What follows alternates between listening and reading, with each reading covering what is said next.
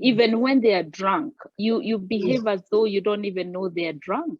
You don't, they're the ones who are looking at you like, you talking to me, and you see how, so you have that relationship.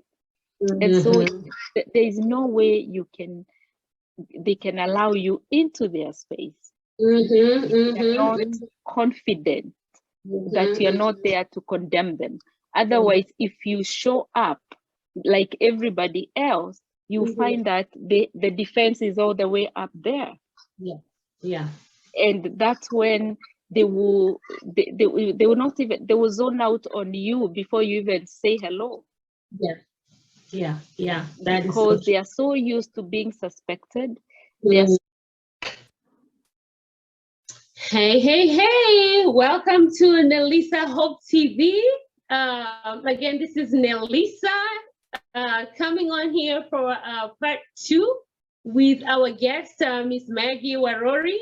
If you're here with us when we were discussing the first part, I'm pretty sure you remember we were blessed. We promised to continue with this conversation.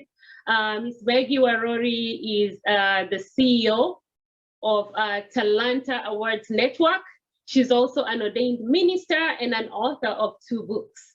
So we will continue with the conversation from where we left the last time, and stay tuned. And if you are new to this channel, my name is Nelisa, and on this channel, we focus on the message of hope. Hope to the community, hope to the rich, to the poor, to everybody. Because again, like I shared before, it's not a message of rags to riches. There are rich people that also need the message of hope.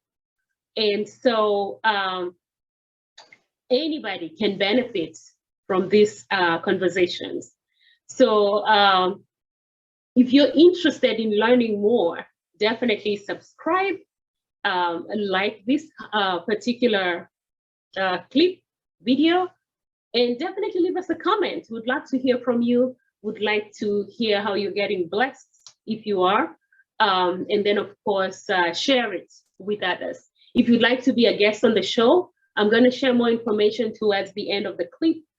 Definitely let us know. We'll be happy to hear your testimony or any form of expertise that you have. It is a Christian-based channel. However, some messages are pretty generic, including this one that we're talking about, because it pertains to parenting, it pertains to the youth. And so, yeah, don't miss out.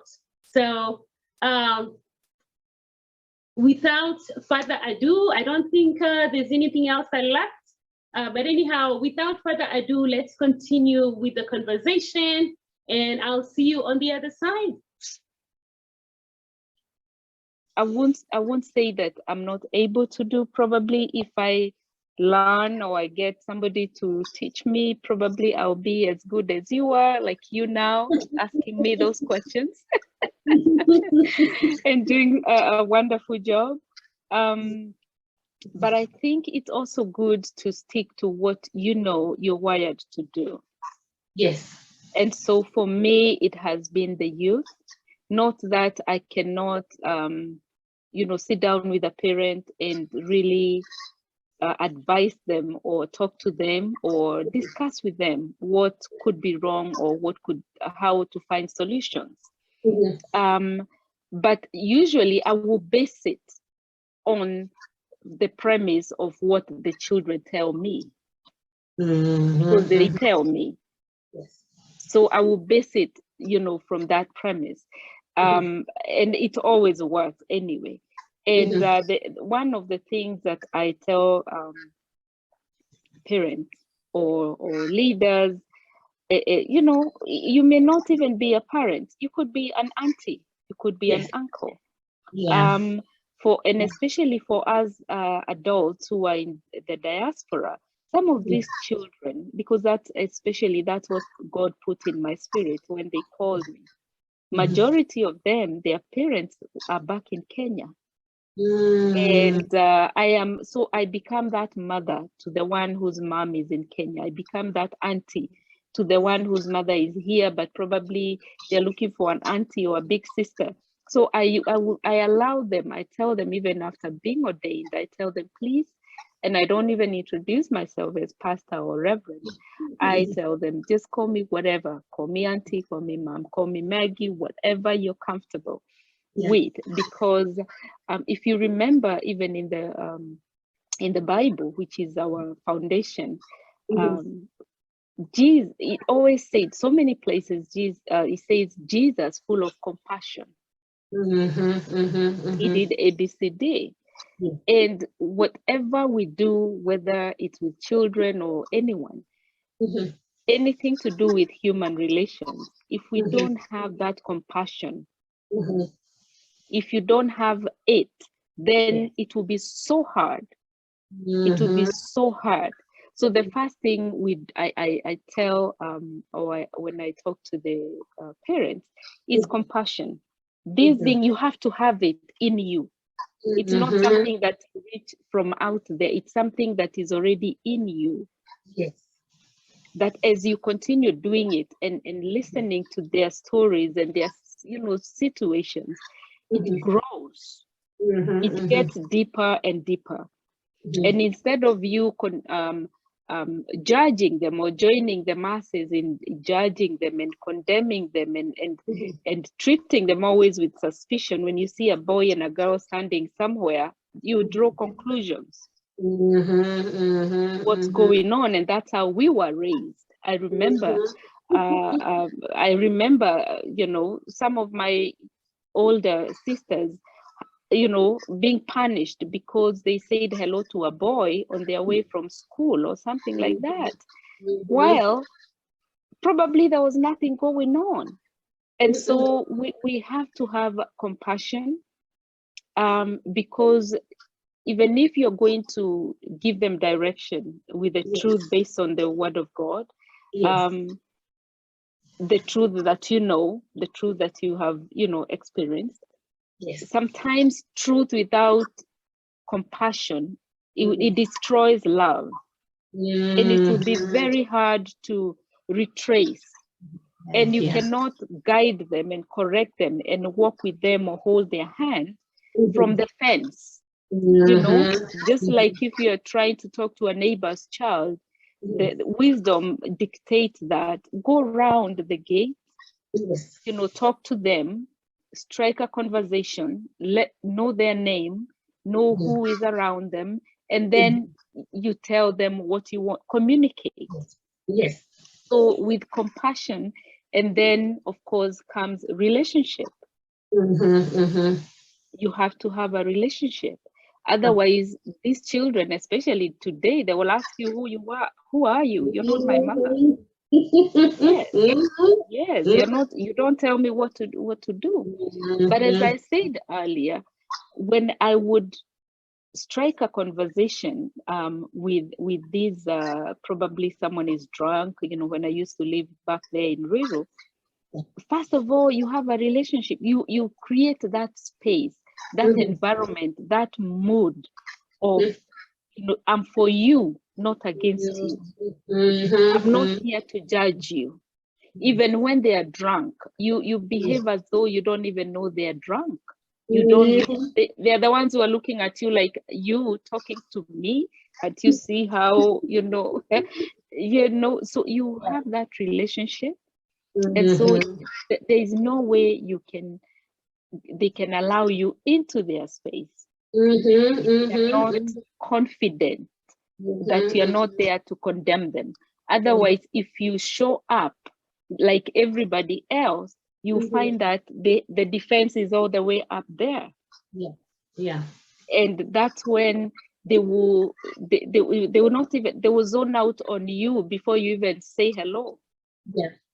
That because they are so used to being suspected, they are so used to being judged, they are so used to being condemned, they are so used to, you will find even as adults sitting down and talking about a teenager.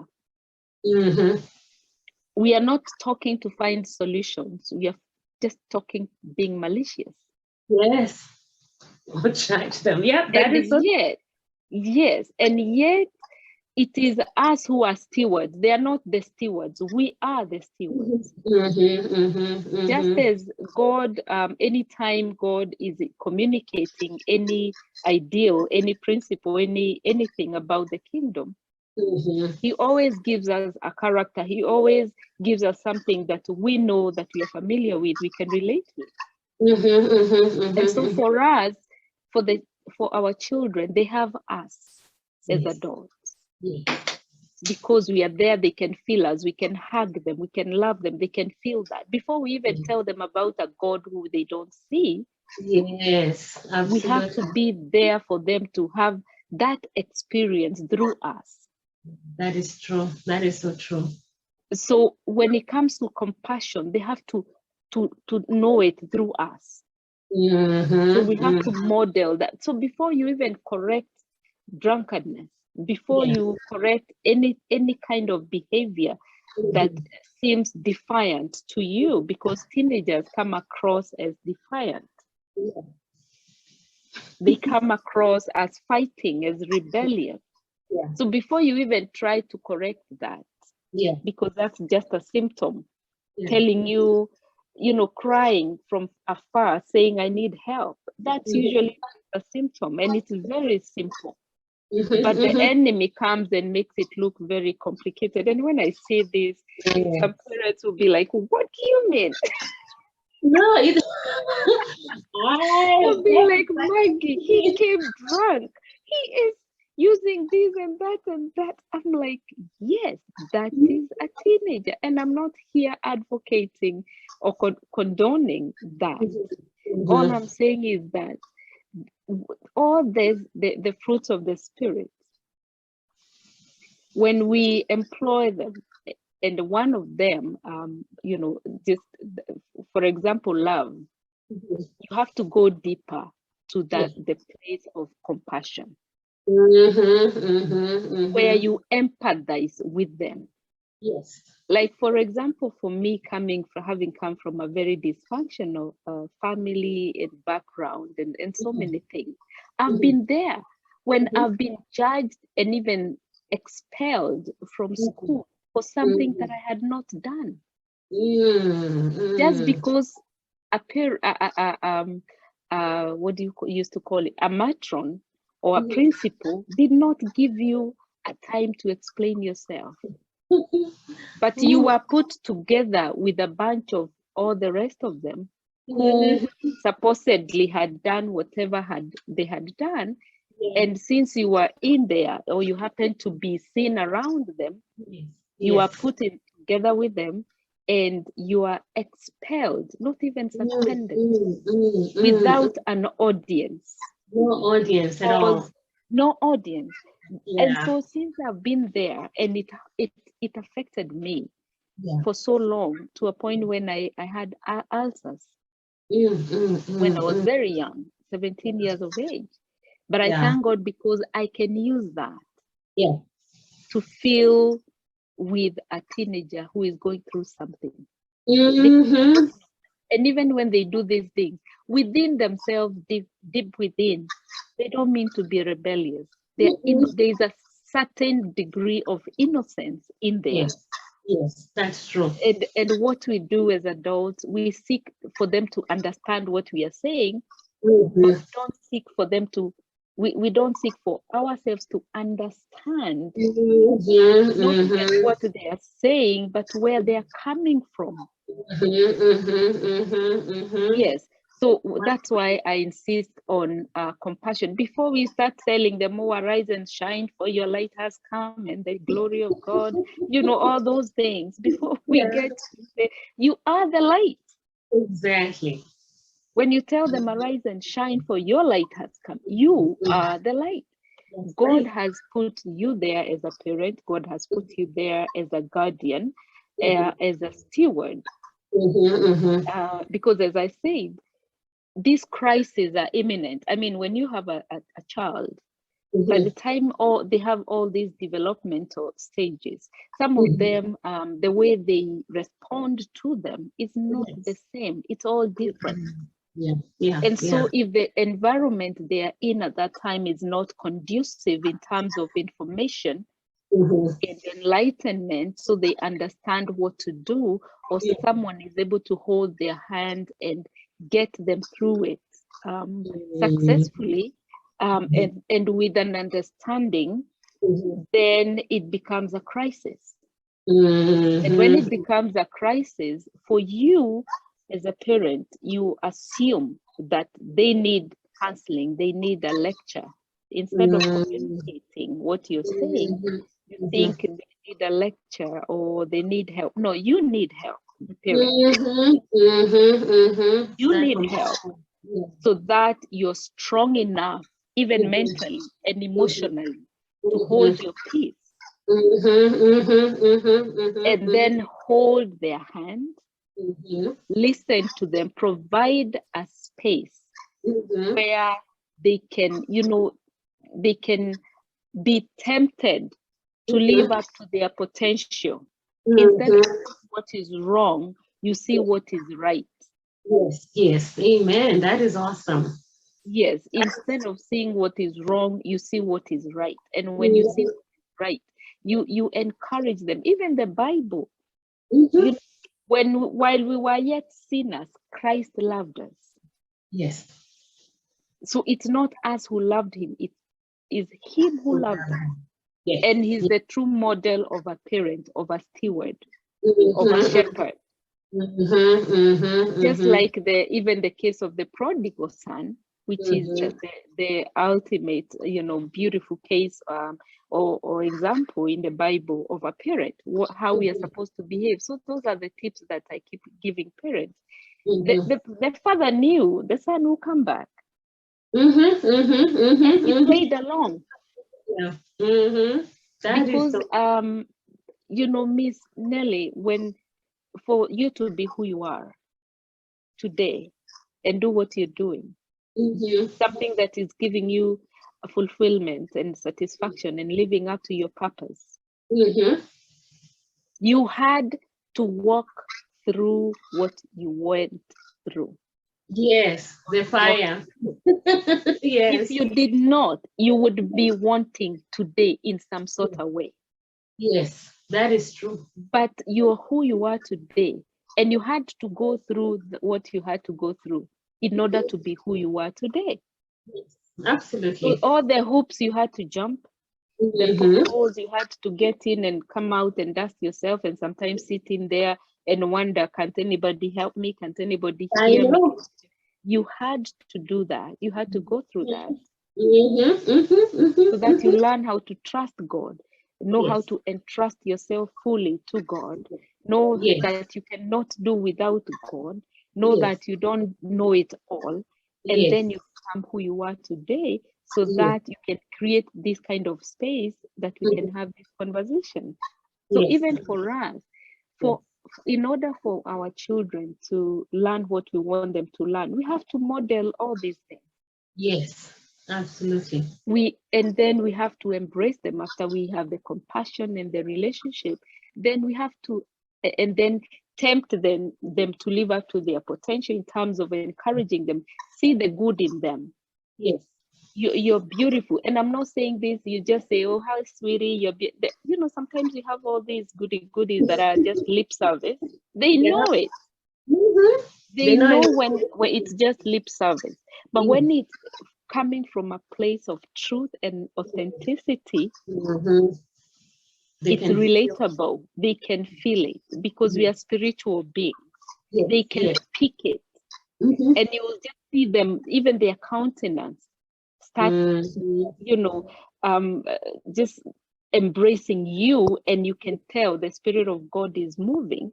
When you embrace them as they are. I remember some days we would go with the ones that you're calling, the Fundi Wambao guys, and some of the youth. And you remember those days they had the dreadlocks, most of them. Yes. And we went to a church somewhere. And one of the ministers there whispered in the ear of one of the young men, I don't want to see you here with that kind of hair. Oh, wow. In church. Wow. Oh, wow. Oh, my goodness. And that's, oh, wow. Tell me how that kid is going to go to any church again. So when I hear things like this, and those days I used to ask myself, God, I used to cry and ask God, then why do you show me things that you're not showing them? Why don't you let them see what I see? Yes. You know, like that servant who said, God, open their eyes so that they see. Those that are with us are more than, you know, I would be like, how can somebody not see that it's not about the outside, it's about what is inside? I wish they would sit down with these young men and see how much they are willing to serve God, how much they are willing to be good, to be better, to learn. They are curious. I mean, they would be somewhere in the clubs. There are those that come in suits and ties, and you won't even know that they are suicidal, they are criminals, you know. And so what I'm saying is that let's embrace our children, let's embrace them. And once they come into your space, create an environment that will tempt them to live up to their potential. And what I mean by that is that model all the things that you want to say. I mean, to see in them, not by saying it, but being them. Be the very epitome of love to them. Be the very essence of patience. Be the very essence of being non-judgmental whatsoever. Even if they are defiant to you yourself, even as a parent, hold your peace and compose yourself. Yes. And if you're correcting something, do it firmly, but with a lot of love. Yes, yes. I like that. And yes, with love, because when we come out as if we are judging and lecturing, instead of lecturing, communicate. Communicate. And this thing of being very judgmental, especially, and even especially for our community, in our community. Yes. And don't tell them what to do. Give them options. Allow them, even when they come and ask you, even for my grandbaby who is 8 years old, when she comes and asks me something, I first ask her, what do you think? Yes, encourage them to think independently. And even if they come up with an answer that sounds to you, because you're an adult, you're 40 years old, they are 16, you can be on the same level in reasoning and thinking and logic. Even if it sounds stupid to you, for lack of better word, encourage them. Good try. What else do you think? You know, have encourage conversation, encourage independent thinking. Don't finish sentences, for them. Yeah, that is don't also invade in their spaces. When you go to their rooms, or even you want a conversation with them, ask, request, are you free? Let me know when you can help me. Don't just boss them around and push them around. Because that's why they keep saying we treat them like children. They want to be treated like grown-ups. Yes. And one of the reasons why they behave, we think they are being defiant or behaving in a very weird way. You're like, I don't know what happened to my son, or I just don't know. They've been working with so and so, and now he's all over the place. When they are in our houses, we organize. Their lives are organized around. We frame them. There is a structure. There is a way we do things. But when they get to teenage, they want to be. They disorganize.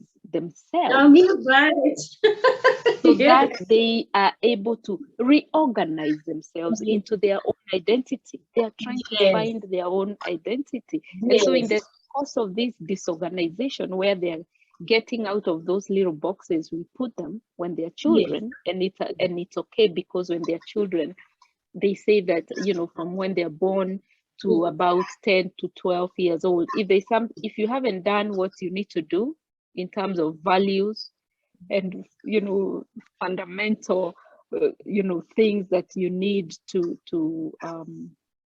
instill in them, there's nothing much you can do. Might be too late. There's nothing much you can do. It might be too late. So they're trying to get out of that framing or mindset, and they're trying to find their own identity. Yes. And so, and also and that's why they feel like, I'm not a child anymore. So when you just tell them, come here, go there, sit down, stand up. No, now it's time when they want to ask you, why do I need to stand up? I want to sit down. So why do you need me to stand up? So you cannot just boast. It's a time when you can't just push them around as you want anymore. But for you, when they ask those questions, you interpret it as being defiant, which is not being defiant, really. They're trying to find their own identity. So respect their space. And also respect their experiences. Maybe they went to school and they had a best friend, and now the friend betrayed them. And to them, it means the world. So they come home moody, and then when you tell them something, they bang the door. Then you say you have an attitude instead of wanting to know, how was your day? How are you doing? I know you're tired. Can I get you a cup of tea? Because remember, as a parent, you're the steward here. And you will never win when it comes to them. So you better just put yourself together. Respect their, you know, experiences. And help them deal with their present. Before you start telling them, oh, I don't know what you're going to be. You have become this and that. I thought you were the one who's going to be this. Now you're becoming this. No, their present is already too complicated for them to deal with that future you're talking about. So go slow on them. Help them deal with their present before you take them into that future that you're calling them lawyer or whatever you want them to become. And the other thing is that even Jesus himself is our advocate before the Father. So for us, we have become our children's prosecutors. For real. We are out there saying all kinds of things about them, and sometimes we even say it in their presence, which is very insulting to them. That breaks them. Oh, these days, oh, he doesn't even listen, ABCD, and they're seated there as if they're objects. I've heard that complaint over and over and over again. And so it's always good to for us, we are called to create that atmosphere that is conducive to conversation, that is conducive for them to be who, and let them be. Just let them be. If they want to come home with they no longer want their shirts like this, they want it folded up to there, it's fine. I mean, why should you even concentrate so much on that? You kind of become blind to some of these things. That let them be. Respect their experiences. Don't invade their spaces. Create environments that they feel safe. Even the prodigal son, he went back home because he never doubted that the father would take him back, even if just as a servant. So they should always know there is a space up here that means well. and they are not loved because they are good or bad. They are loved because they are loved. The love has no conditions. Yes. So that even if things go south all the way, they still can come back to you. Yes. Amen. Instead of them, because I've had parents kind of very unhappy that the child went and shared their stuff with me or somebody instead of them. That means you don't have a relationship. Yeah. And sometimes you do, but they still don't feel comfortable. Maybe they're embarrassed. Maybe they know they have disappointed you. So they would rather talk to someone else than have that to deal with that guilt. Tell you that, Mom, I got drunk, or I'm pregnant, or ABCD. Yeah.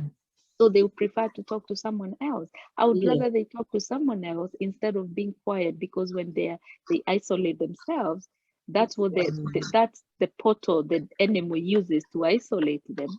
And the next thing here, it's a mental case. It's a depression case, it's a suicide case, and etc.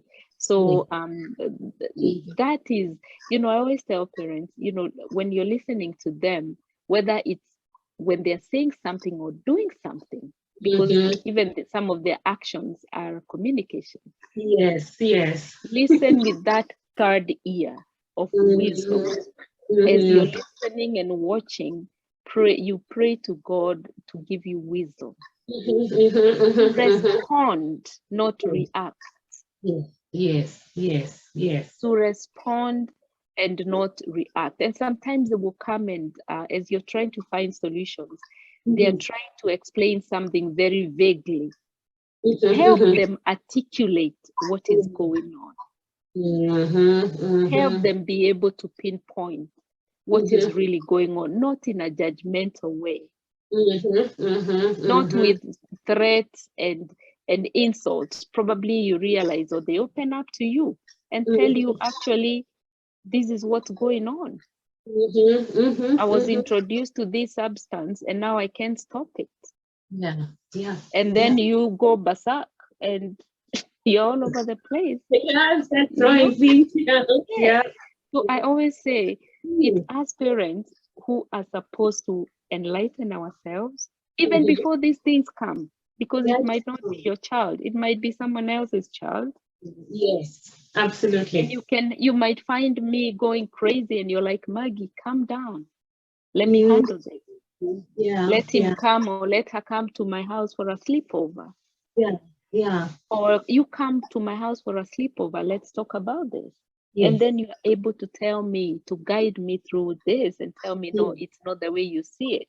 This is how we're going to handle it. So I think we need to educate ourselves on some of these developmental stages and the crises and how to respond to them in a way that is will help our children navigate through these phases of their lives without having to go all the way south. Because when it goes south, and sometimes it's even fatal, we are the same community that will get together and start crying and mourning when it's too late. Because today is my daughter, tomorrow is your son. So it's not our children who necessarily need counseling or therapy. Buy yourself books. Because there is no, school for parenting. So this try and error thing that we are trying on our children, and the Bible says that our children are like, arrows. The parents quaver. You want them when they, you release them into the, into society. You want them to hit bull's eye, not to hit and miss in their lives. They waste a lot of time, and sometimes they come back to you when they're 45. And you start almost raising them all over again, and maybe they come back with 3 or 4 children, just because you didn't realize when you were raising a 1-month-old daughter So you didn't realize that this is someone's wife. You thought this will be with me forever. You're raising someone's husband. You're raising someone's father. You're raising someone's mother and leaders in the society. But when we don't have that kind of vision with our children, because when we have that, just like you and I study for what for our assignments, so you get better and better, it's the same thing.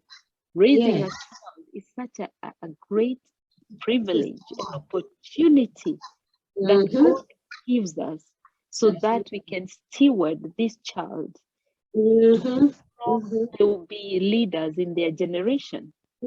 They are the ones who are going to propagate this gospel, and as leaders, whether political or whatever, they are the same ones who, like now when we are saying, or some people are saying, oh, churches are gonna be closed, etc.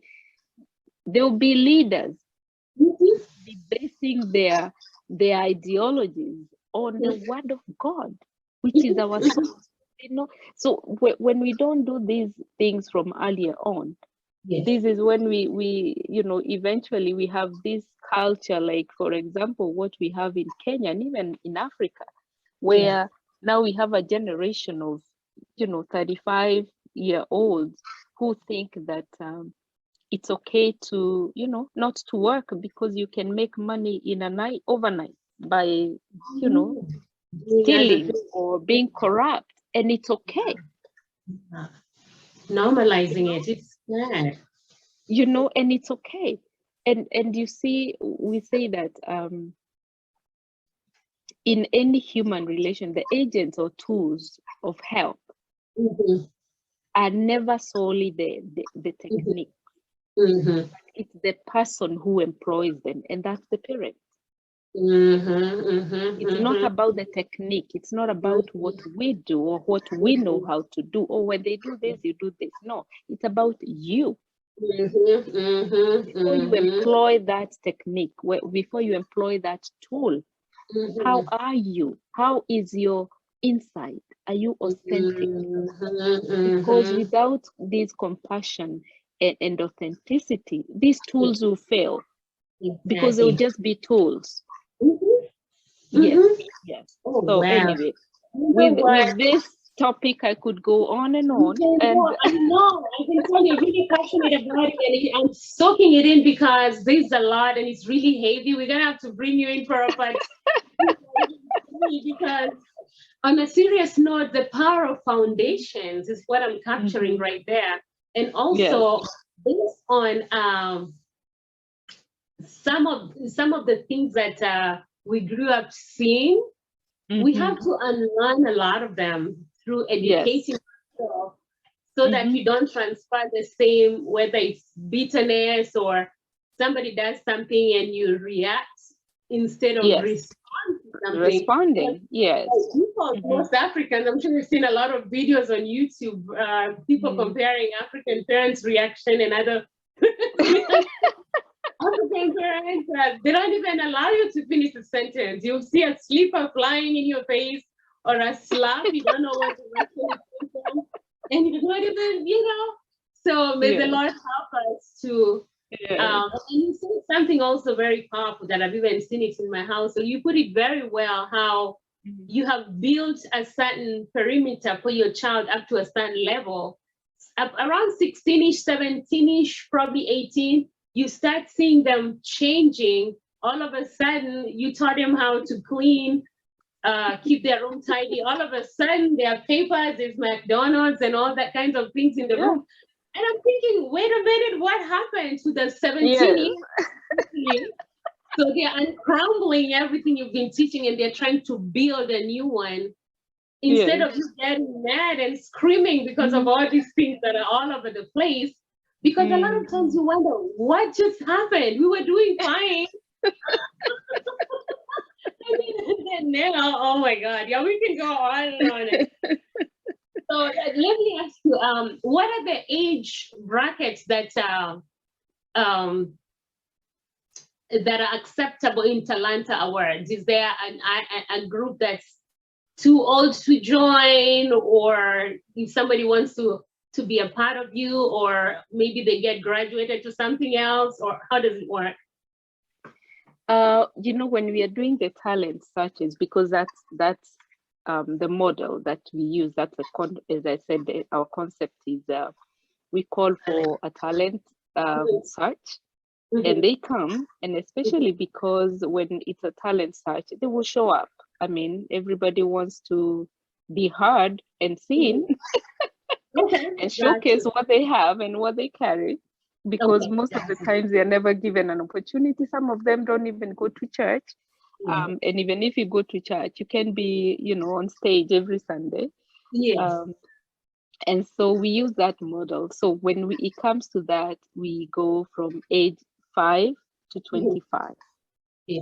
Okay, got you. Yes, to 25. But once in a while, we have had parents who come and tell us, no, you need to listen to my 3-year-old, which we have done.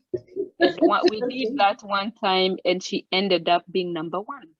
Oh, wow. See? Oh, wow. Barely hear what she was saying, but she had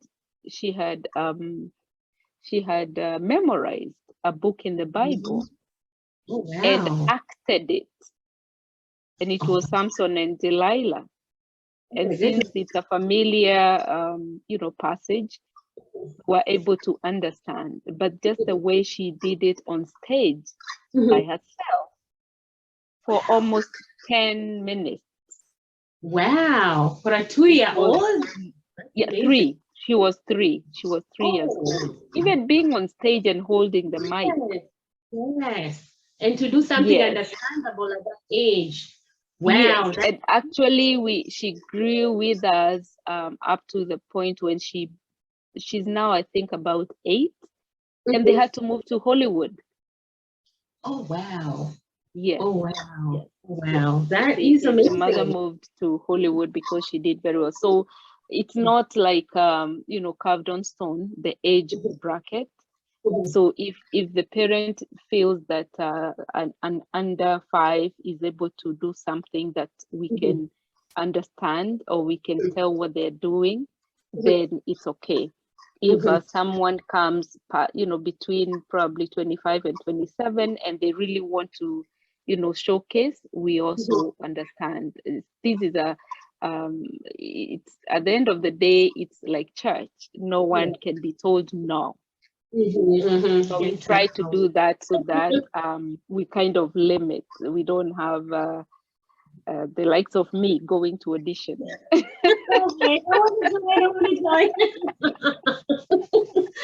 Okay, then. So I know we're coming towards the end, but I was going to ask you another question. How is Talanta Awards funded?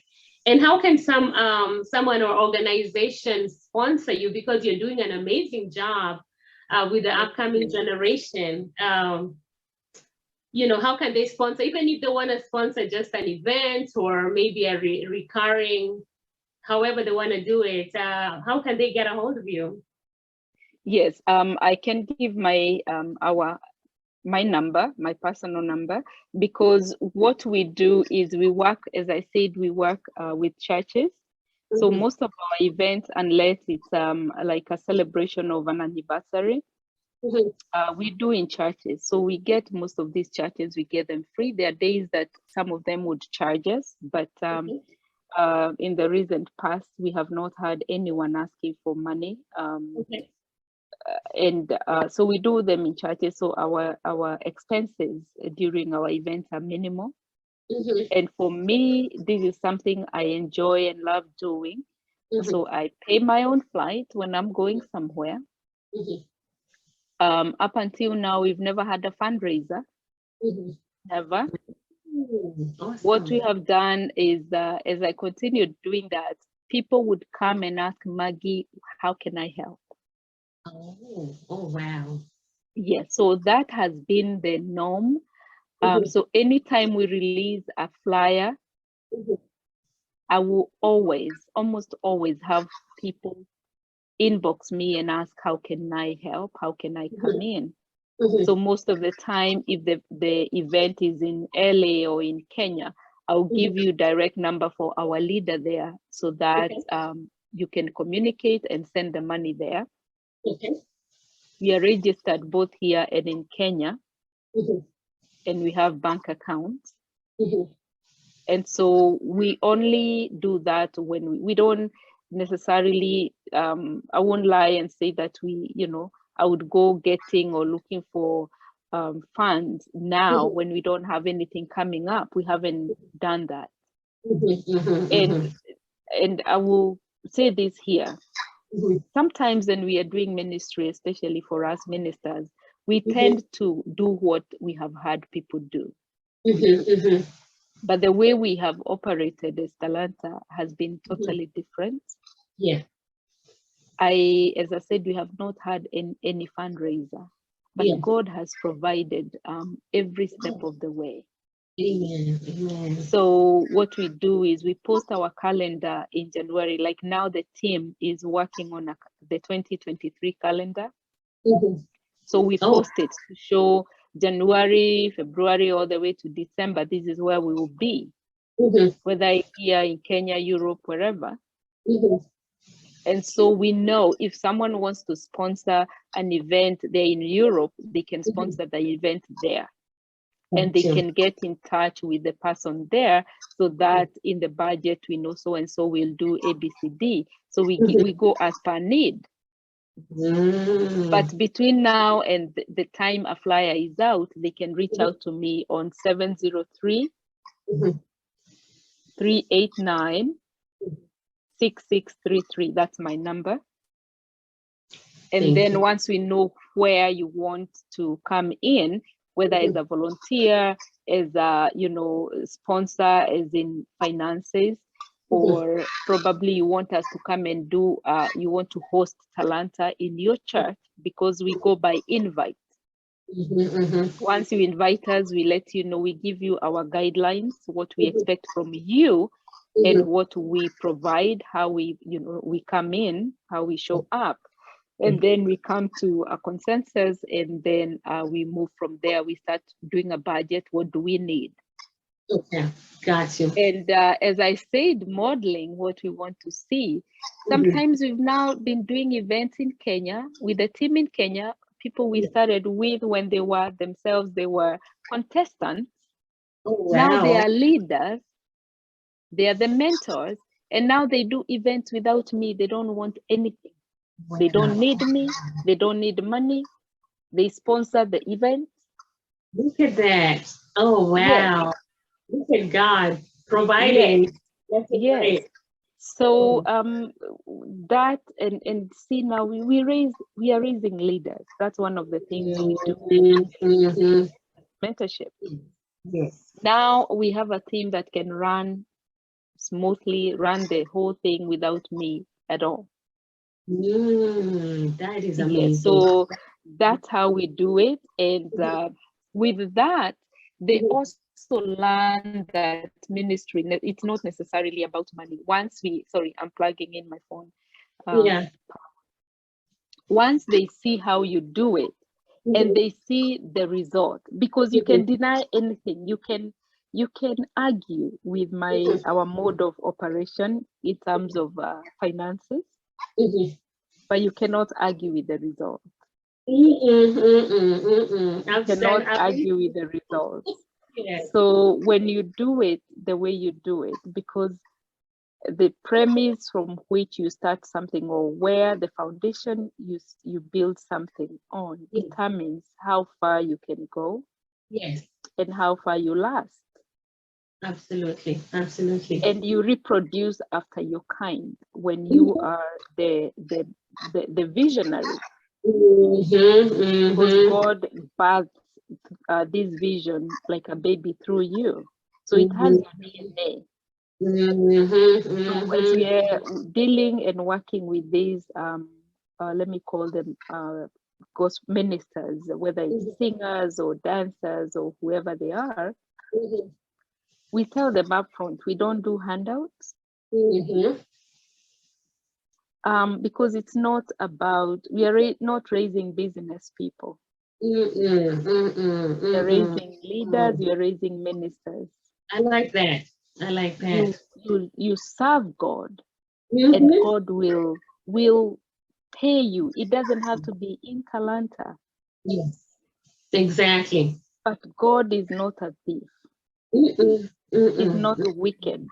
Once you put your all, I mean, he will be orchestrating, systems out there. If you need finances, the money will be gravitating towards you in your sleep.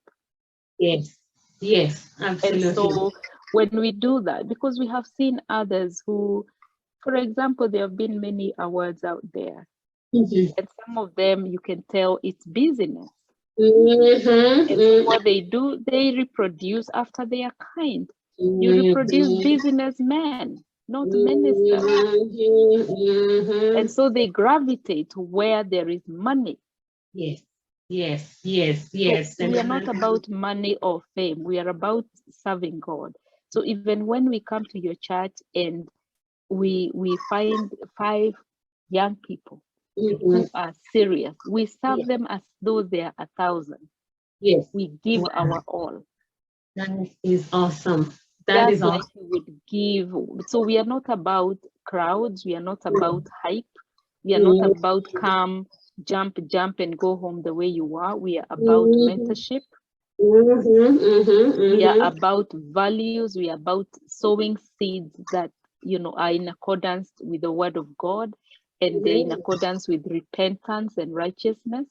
Amen. Yeah, so I wanted to elaborate that when it comes to finances, so people can understand where we are coming from. And you don't have to do it the way we do it. Do it as the Lord helps you.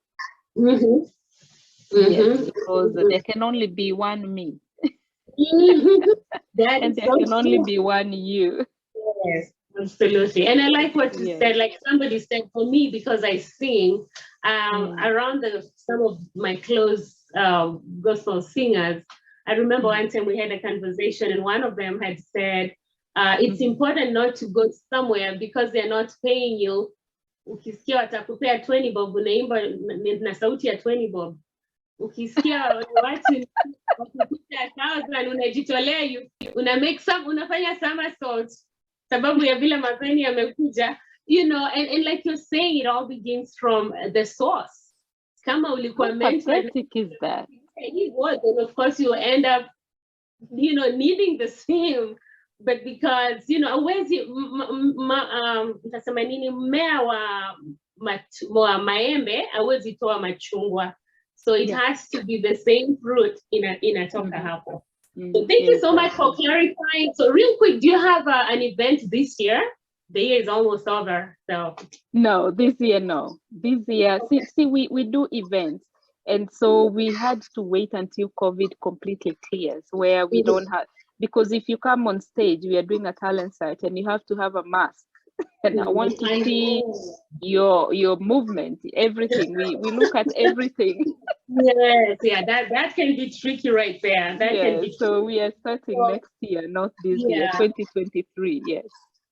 Awesome. Now, is your book on Amazon? I was going to ask you too, how can people can buy your book on Amazon? I'm actually going to get one. I've been meaning to, but I wasn't sure.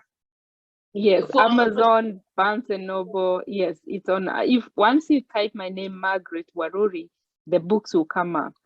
Okay, perfect. Okay. Yes, the books will come up. I'm pretty sure that's about it. Indeed, you have been such a blessing today. And one of the things I learned is that there's no hopeless case. Everybody has something to offer, whether they are young, old. Foundations are very, very important. Yes. Communication, relationship, and showing unconditional love to your child. Because if you're not able to do that and you're telling them about a God that they can't see, that is not going to work. It's been proven that it doesn't work. So it's good to go back to the drawing board. So thank you for reminding us that and reminding us to be fully engaged in our children's lives. And thank you for providing the, availing yourself and being obedient to God's calling for Talanta Awards, because many, like you're saying, have been birthed from it. and we can see the Thank fruits. God. I'm looking forward to 2023, and please let us know if you have an event. I'll definitely bring it on, or we'll look out on Talanta Awards. That the website is Talanta Awards. Is it .com or .org or .org? Okay, so Talanta Awards .org. I'm going to share all that on the description box. Yes. And then, of course, I'm also going to share your number in case somebody needs to reach out to you for any questions, or if they have a child and they're feeling like, oh, my child is gone. I'm just finding out today. I'm just getting an aha moment today. This is what I should have been doing. Maybe they can possibly reach out to you. Or you can probably steer them to somebody else in their local area to help them. So that pretty much concludes our session today. Thank you so much for joining us. I've been honored and humbled. I've been blessed. And you know, as a parent, I've also learned, and I've had some rewind moments of how I could have done certain things. I'm like, okay, so that's what that was. Okay. So yeah, believe you me, these conversations are so real, and it's okay to talk about it, because sometimes you're quiet, you're thinking how you grew up. And when I duplicate, it doesn't always work. Generations change, and we want to try to make it better, not worse or the same. So for now, my dear viewers, we have come to the end of this session. Thank you so much for watching. And I'm sure you've been blessed, you've been impacted. Definitely let me know if you need, if you have any questions. Sister Meggie here, she's a pastor. Even though you see her very humble, she wears a lot of hats. She's a very respectable woman of God. She just happened to be humble, and we can see how far the Lord is taking her. So feel free to reach out to her, like she said. And I'm sure if you take time, it's been a lengthy clip, but very informative. I didn't even realize how the time went. But pretty sure you'll be blessed. So in the meantime, please remember to subscribe to this channel. Share this clip with others, whether they are a parent or not, or you're aspiring to be a parent. It's gonna come in handy at some point. Definitely like and leave us a comment. Let me know how I can do better. If you'd like to be a guest on this show, definitely don't hesitate to let me know. I can be reached on NelisaHope884@gmail.com. I'm going to share it on the link as well. I mean, on the description box. Let's see. I don't think there's anything else we have to share today. So in the meantime, thank you again for watching Nelisa Hope TV. You have a good night, good morning, good afternoon, wherever you are. Till next time, hopefully next week, we'll be here again. Thanks again. Bye. God bless. Bye. Good night. Bye.